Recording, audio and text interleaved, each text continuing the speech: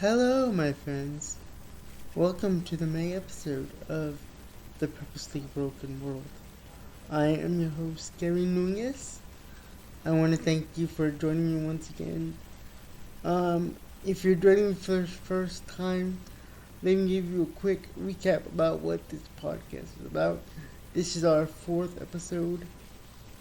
I believe, as a disabled American, that society, faith, and disability always interact in every aspect of life. But that is weird to me because no one's ever done about a podcast about society, faith, disability, all in one. So I decided to do that. This is the Purposely Broken World, a part of the Advocacy Life blog and podcast network. The following is a part of Uchi Productions. All rights reserved by King Nunez and his colleagues. All opinions expressed are strictly their own. I am Kevin Nunez, and I want to officially welcome you to another episode of The Purposely Broken World. Society, disability, and faith always interact with each other. Let me explain how. 1 in 4 Americans have a disability. Everyone has faith in someone or something. And whether we want to admit it or not, we're all part of society. So if all these things work together, let's talk about them together. Welcome to the show. Like us on Facebook, Instagram, and Twitter at The Advocacy Life podcast and blog. Podcast episodes will be released once a month. Blogs will be released once every week on Wednesdays. See you soon. Please check out our other shows on the Advocacy Life. We currently have, as of this recording, we have 2 shows: The Purposely Broken World and The Extraordinary Life by Miss Betsy Lee. Feel free to check both of those out. We have another show on the way, coming hopefully very soon. As I said, my name is Kevin Nunez. I'm a disabled 35-year-old disability advocate from New Jersey. How does Hollywood see us? I like to watch a lot of Oscar movies, a lot of critically acclaimed movies, because Hollywood is supposed to reflect our modern society, right? It's supposed to imitate and give escape to our reality through stories of fiction, of heroes, of villains, of magic, of wizardry, of action, drama, all this stuff, right? Well, I recently watched a lot of the 2023 Oscar movies, and I was very disappointed for several reasons, which I'm going to try to break down now. First of all, I really believe modern cinema is dead. I know that's a stretch. People simply are not going to the movies anymore.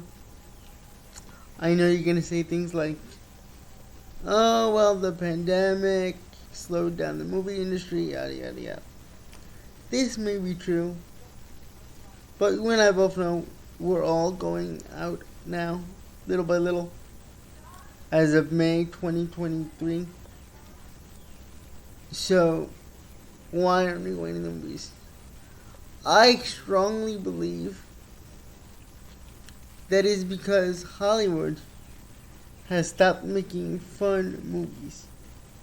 There is no more escape. There is no more fantasy. Everything has to be a social commentary. Don't get me wrong. Social commentaries are important.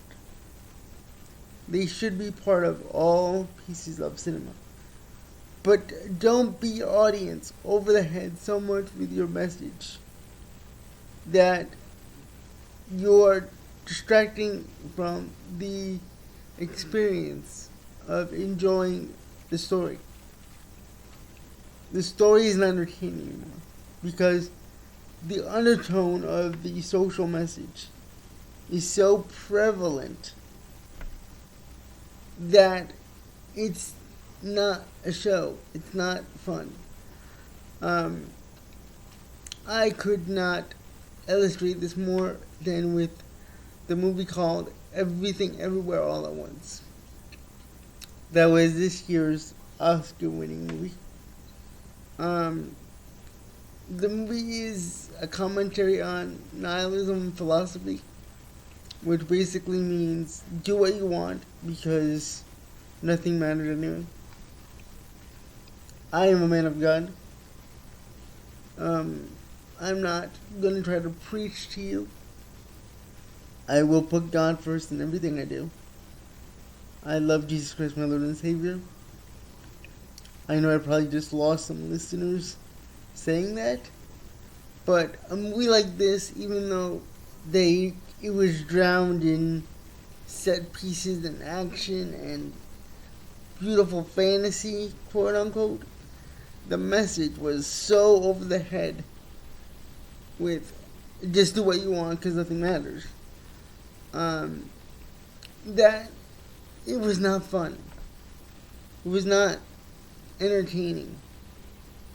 But that's not the point of this episode podcast. The point of this episode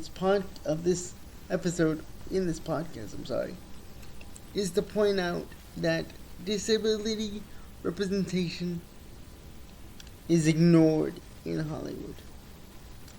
Kevin, how can you say that? There's been plenty of movies with disabled people in them, right? Tom Hanks, Cuba Gooding Jr. The two movies I mentioned last episode, right? No, that is not the case.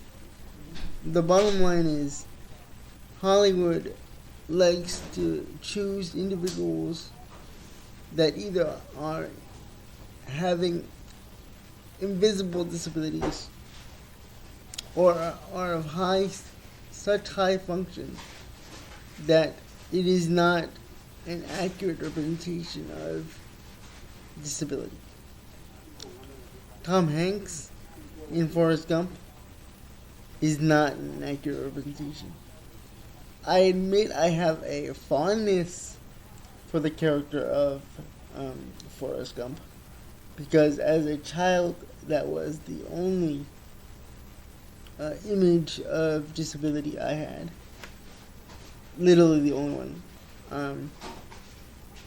I admit that, yes, Cuba Gooding Jr.'s character in Radio was and is loosely based on an individual with a disability.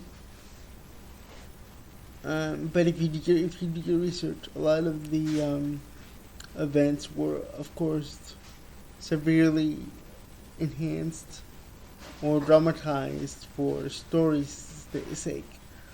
You don't see disabled action stars. Bottom line, they just don't exist. Even The Good Doctor, which is a portrayal of a autistic doctor, is played by a non-autistic actor. He's a regular, normal person, quote unquote. I understand that people with disabilities have challenges. Of course we do. I live with them every day. But unlike the movie Everything Everywhere All at Once, I can't give up. I choose not to give up. Because I believe what I do in this life matters. I believe that the impression we leave on others matters. I believe that there is an afterlife. My point is that all this arguing about, Asian Americans and African Americans and LGBTQ representation in Hollywood, while very, very important, People with disabilities are so often excluded, it is not even funny. Yes, I know we won with Coda Best Picture. I got that. Yes, I know that they were all disabled actors. But again, Hollywood is pitting people with disabilities against each other. Yes, they were deaf. Yes, people with disabilities are deaf as well. Yes, they were disabled actors. I get that. But again, those disabilities, while severely challenging, I'm not taking away from their disability, are easier to manage. They're easier to hide. People like me that ride around in 300-pound wheelchair all day, we can't hide. You know, we have all these romantic comedies. We have Twilight, 50 Shades of Grey, When Harry Met Sally, yada yada yada. Well, guess what? There has never been anyone that looks like me. We're always a side character. We're the funny character. We're the inspirational character. We're not the lead story. Because you can't just hide us with makeup or CGI. Again, I'm not taking away from anyone's disability. Everyone has their own story. Every disability is unique to the individual. Everyone's disability is a challenge for each person. I'm not going to take that away from anyone. But if you want to have real representation, then do it right. Don't just highlight the disabilities that are easy to manage. You know, let's be honest. You don't, Edward and, Taylor Lautner from Twilight, they wanted wheelchairs. 50 Shades of Grey, he wasn't in a wheelchair. He was this picture perfect, handsome man. He didn't look like me. People with disabilities are being abused every single day. We can't even get appropriate sexual education for people with disabilities in school. Everyone is so up in arms about LGBTQ being taught in schools. Yes, that is important. I'm not taking that away. But how do you approach a person with a disability? How do you make them feel like an equal? We don't know. We're not taught that in schools. That's not part of the curriculum. If you're going to do something, do it right. Don't just do it because of convenience or it makes you feel good. People with disabilities are not your inspiration. We don't want to be. We want to be seen as you, as a human. People got up in arms about the mother of Black Panther not getting the Oscar award. Guess what? The truth is, no individual with a disability prior to CODA ever was nominated before. And again, his disability, while damaging, while hurtful, while accurate, was not, it was easy to hide. It was invisible. They, yes, they did portray it correctly. I'm not taking away from his challenges by any means. But what about me?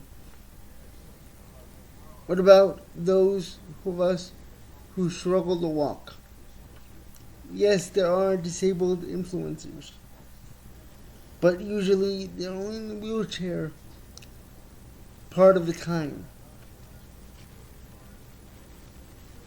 Usually they are females that look beautifully.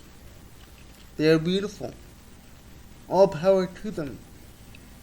Gorgeous women. They are. And men, for that matter. But again, they're people that are easily hidden.